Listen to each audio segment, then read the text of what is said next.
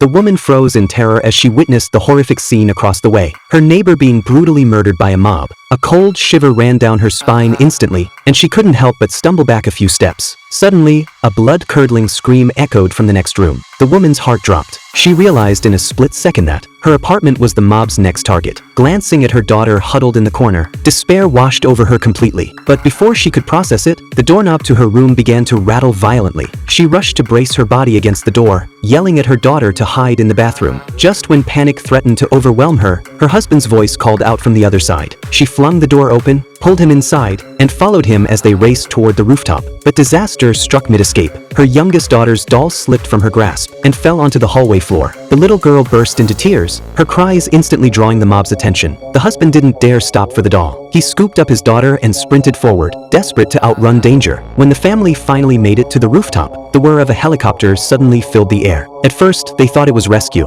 until it turned, and a gunman inside aimed right at them. Her husband hurried everyone into hiding. Shortly after, the helicopter got tangled in power lines and crashed onto the roof. But before they could catch their breath, the rooftop access door began to shake. The rioters were forcing their way in. In a moment of desperation, the husband urged his wife to jump to the adjacent building. Terrified, she hesitated, but with his encouragement, she leaped and made it. Relieved, the husband then threw their older daughter across. His wife caught her safely, but just as he prepared to pass their youngest child, disaster struck.